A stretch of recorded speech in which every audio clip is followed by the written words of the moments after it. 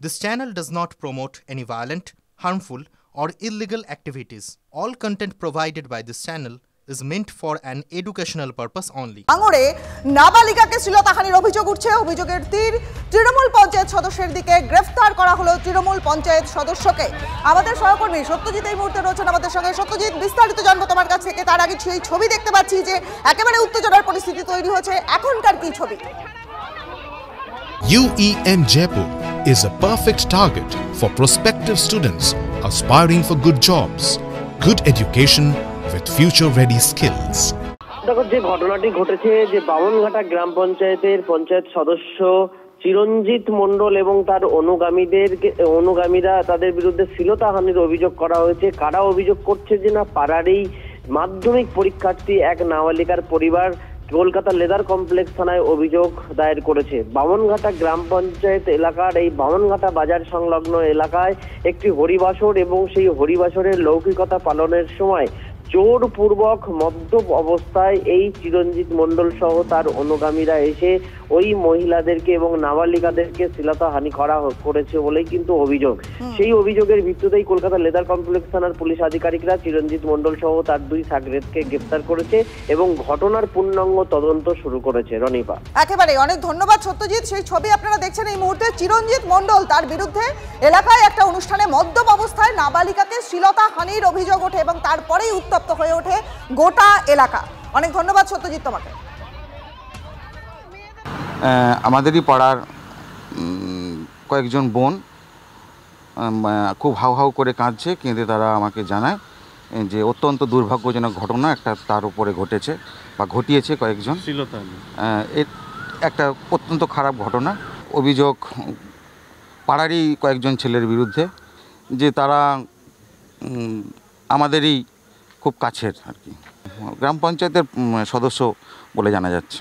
যে কজন চারটে ছেলে মদ খেয়ে এসে ওর মধ্যে গেল কেন, আমার কাছে প্রশ্ন এইটাই। গিয়ে তাদের উপরে ঝাঁপিয়ে পড়ে ছাড়ছে না গো, মেয়েরাও গামছা ছাড়ছে না, এরাও টানা হিরা করছে তাদের গায়ের উপরে পড়ে।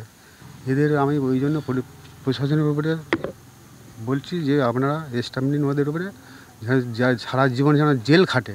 আমাদের ওই চিরঞ্জিত বসুদেব আছে, ভেলটা আছে, গ্রাম পঞ্চায়েত সদস্য। আসুন এবার একটু নিউ টাউনের খবরে নজর রাখি। নিউ টাউনে নাবালিকাকে প্রথমে খুন, তারপর ধর্ষণের ঘটনায় টোটো চালককে গ্রেফতার করা হয়। কিন্তু তার পাশাপাশি এই যে কিশোরীর খুন ধর্ষণের ঘটনার পরেই প্রশ্নে স্মার্ট সিটি নিউ টাউন এবং সল্টলেকের সুরক্ষা ব্যবস্থা। সল্টলেক আইটি সেক্টরে নাইট শিফটে কাজে মহিলাদের সুরক্ষার দাবিতে হাইকোর্টে মামলা। টিম গঠন করে সুরক্ষা ব্যবস্থার উন্নতিতে পর্যালোচনা করে দেখবে স্বরাষ্ট্র দপ্তর। নির্দেশ কলকাতা হাইকোর্টের প্রধান বিচারপতির। সল্টলেক নিউ টাউনে মহিলাদের সুরক্ষায় কি ব্যবস্থা, হাইকোর্টে রিপোর্ট জমা দিল পুলিশ। আলোর ব্যবস্থা, সিসিটিভির নজরদারি থেকে উইনার্স বাহিনী, আইটি সেক্টরে যাবতীয় পদক্ষেপের নথি পেশ পুলিশের।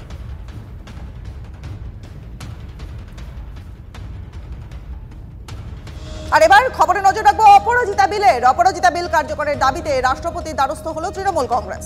রাষ্ট্রপতি দ্রৌপদী মুর্মু তার সঙ্গে সাক্ষাৎ করলেন 11 জনের তৃণমূল সাংসদ। রাষ্ট্রপতি উদ্বিগ্ন, তিনি পর্যালোচনা করবেন বলে আশ্বাসও দিয়েছেন, দাবি করলেন সুদীপ বন্দ্যোপাধ্যায়।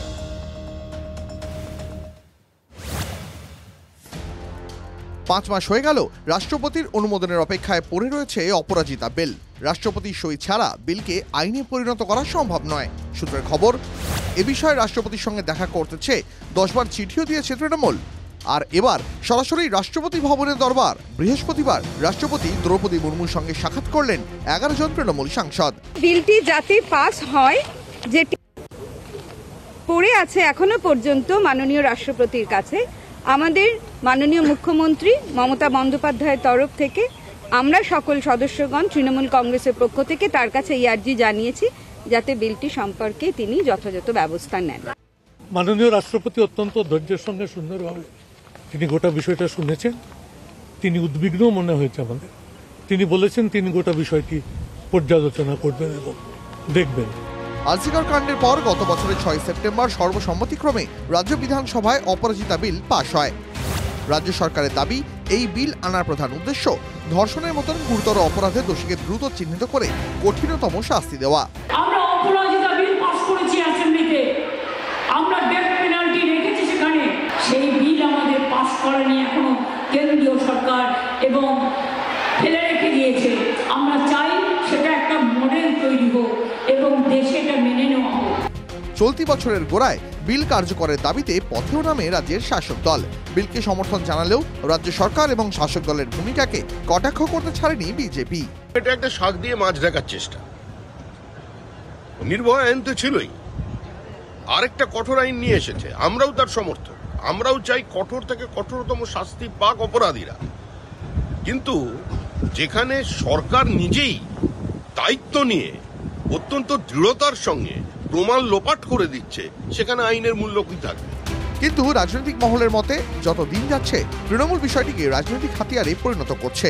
মাঠে ময়দানে তারা প্রচার করছে রাজ্যের মাটিতে মহিলাদের নিরাপত্তা সুনিশ্চিত করতে তৃণমূল বদ্ধপরিকর এবং তার জন্য তারা ধর্ষক বিরোধী বিলও পাশ করিয়ে নিয়েছে। কিন্তু কেন্দ্রীয় সরকার এক্ষেত্রে সহযোগিতা করছে না এবং রাষ্ট্রপতির অনুমোদনও মেলেনি। সেই কারণেই বিল আইনে পরিণত করা যাচ্ছে না। ফলত রাজনৈতিক লড়াইয়ের প্রস্তুতি এবং তার বার্তার রূপরেখাও তৃণমূল কংগ্রেস তৈরি রেখেছে নিজেদের আস্তিনে। নয়াদিল্লি থেকে ক্যামেরায় অনুদীপ শর্মার সঙ্গে জ্যোতির্ময় কর্মকার, TV9 বাংলা।